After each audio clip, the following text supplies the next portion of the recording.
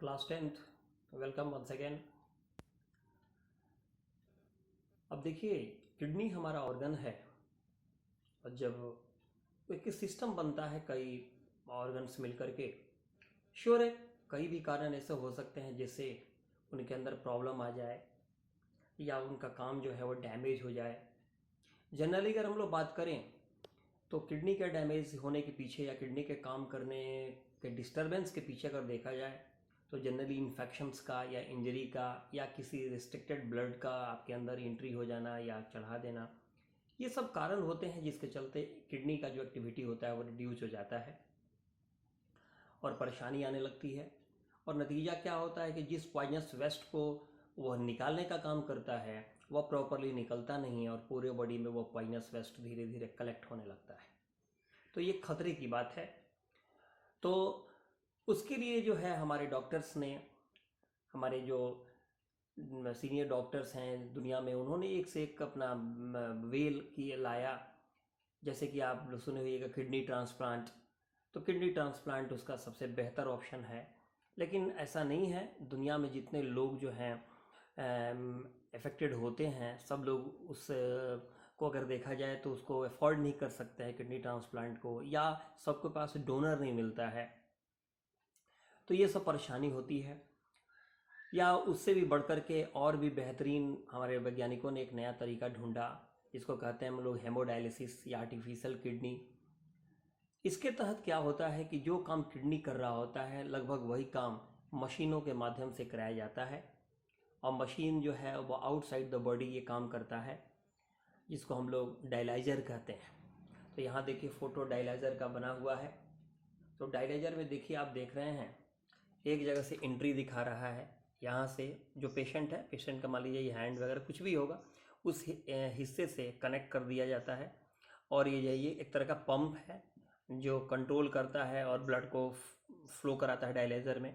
सबसे पहले देखिए डायलाइज़र के बारे में। डायलाइज़र जो है लगता है कि उसमें एक तरफ से एंट्री है, कुछ पट्टी सा बना हुआ है और ये जो बना हुआ है ट्यूब, ये सब सेमी परबिएबल मेम्ब्रेन से बना हुआ ये ट्यूब लाइक स्ट्रक्चर होता है और यहाँ से ब्लड को एंट्री करना रहता है। ये सब एंट्री करता है, इसी से मतलब ये घूमते रहता है।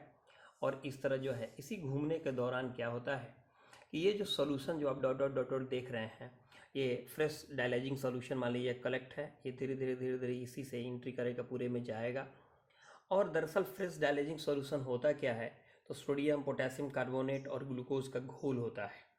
और भी चीज़ें होती हैं लेकिन मेन यही आपके जानने के लिए यही है, सोडियम का बाइकार्बोनेट, पोटेशियम बाइकार्बोनेट और ग्लूकोज, इसका सॉल्यूशन होता है। और ये सॉल्यूशन जो है वो डायलाइजिंग सॉल्यूशन है जो डायलाइजर में बढ़ते जाता है। एक तरफ से आप देख रहे हैं ब्लड जो एंट्री कर रहा है और semi permeable tube like structure में वह घूम रहा है और यहाँ पर जो है वह डिफ्यूजन माध्यम से जो भी ब्लड के अंदर जो वेस्ट हैं वो सभी के सभी डायलाइजिंग सॉल्यूशन में एंट्री कर जाते हैं और फिर ये जो है यहाँ से ये सब का सब धीरे धीरे धीरे यूज्ड जो डायलाइजिंग सॉल्यूशन होता है वह कलेक्ट हो जाता है और फ्रेश जो ब्लड है वो धीरे से यहाँ से एंट्री करके फिर से मनुष्य के बॉडी में वेन में एंट्री करा दिया जाता है। लेकिन दिक्कत की बात बस यही है कि किडनी के अंदर आपने देखा था ट्यूब्यूल में रीअब्जॉर्बिंग की क्रिया होती है, लेकिन यहाँ पर रीअब्जॉर्बिंग की क्रिया नहीं होती है।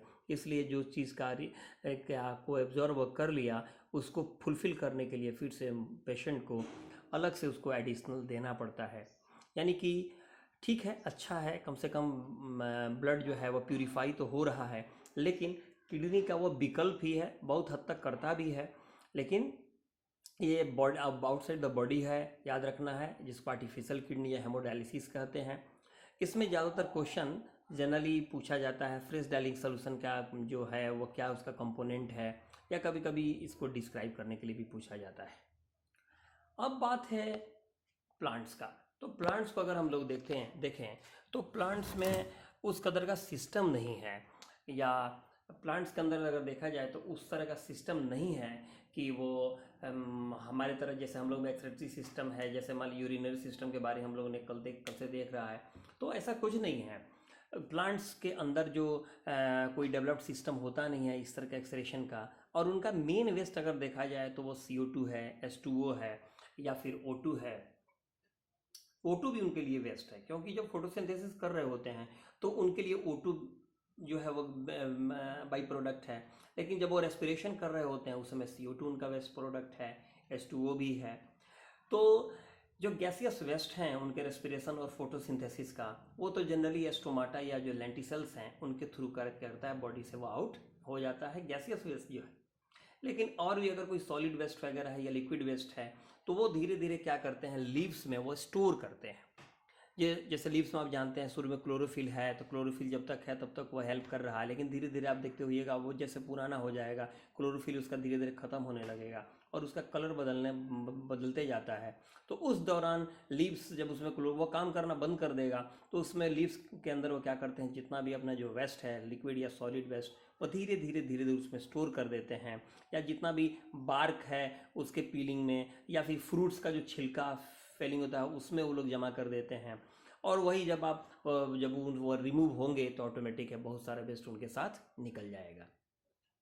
यही कारण है कि बहुत सारे का जो छिलका है वो आपको देखते होइएगा वो थोड़ा सा तीखा भी लगता है, अच्छा भी नहीं लगता है अगर देखा जाए तो। अब आइए, तो इसके बाद देखिए अगर प्लांट्स का एक और भी वेस्ट के बारे में, तो बहुत सारे प्लांट्स जो हैं वो गम्स या रेजिन्स बना करके वो निकालते हैं। दूध वगैरह तो सुने होइएगा, तो दूध वगैरह के माध्यम से या फिर उनका जो जो भी सिक्रीशन उनके बॉडी से निकलता हो तो उनके माध्यम से भी जो है उनका वो जो वेस्ट है वो धीरे धीरे निकल रहा है। कुछ प्लांट्स अपने कुछ वेस्ट को अगर देखा जाए तो अपने जिस सॉइल में वो रहते हैं उसी के अराउंड वो क्या करते हैं, उसमें भी अपने वेस्ट को छोड़ते हैं। तो देखिए एक बात हम बता दें, जिसे हम लोग वेस्ट ऑफ प्लांट्स बोल रहे हैं, वो प्लांट्स का वेस्ट हो सकता है लेकिन प्लांट के लिए वेस्ट है, हमारे लिए कोई वेस्ट नहीं है। हम लोग के पास उसका भी यूटिलाइजेशन है, वो भी हमारे लिए फ़ायदे का चीज़ होता है। क्योंकि जैसे मान लीजिए जैसे पत्ते ही सब गिर गए, सारे लीव्स को वो गिरा दिया, तो क्या लीव्स उनके लिए ना वेस्ट है, हमारे लिए कहाँ वेस्ट है। अगर उसी को डिकम्पोज कर देते हैं तो बहुत अच्छा खाद है। जो उसका जैसे छिलका ही है, सब बायोडिग्रेडेबल चीज़ है, वेस्ट वो डिकम्पोजेबल वेस्ट है, उसको डिकम्पोज करके हम बहुत अच्छी क्वालिटी का खाद बना सकते हैं। तो ये सब उनके लिए वेस्ट हो सकता है लेकिन हमारे लिए कोई वेस्ट नहीं है, हम उनको भी यूटिलाइज करके बहुत बेहतर से बेहतर चीज़ को कर सकते हैं। तो इस तरह जो है फाइनली बहुत प्राउडली हम लोग कह सकते हैं कि इस चैप्टर को बहुत अच्छे से लाइफ प्रोसेस को हम लोगों ने पढ़ा है, एक एक स्टेप को, चाहे वो डाइजेशन हो, रेस्पिरेशन हो, ट्रांसपोर्टेशन हो, एक्सक्रेशन हो, हर एक टॉपिक को, एनसीईआरटी के हर टॉपिक को हम लोगों ने टच किया है। याद रखिए, ठीक है, एक्स्ट्रा किताबें आती हैं मैम, जो बुक्स हैं हमारे मार्केट में, एक्स्ट्रा बुक ये क्या कहते हैं, ये प्राइवेट्स बुक हैं, एडिशनल बुक्स हैं, लेकिन इसका मतलब ये नहीं है कि एनसीईआरटी के सिलेबस से बहुत ज़्यादा भी देते हैं, तो वो अब घबराने की बात नहीं है। इसलिए पहले हमेशा हम कहते हैं कि पहले एनसीईआरटी बुक्स को जो है आप पढ़ें, उसको समझें, क्योंकि क्वेश्चन जो होता है वो बोर्ड का डायरेक्टली उसी से होता है। Okay, bye.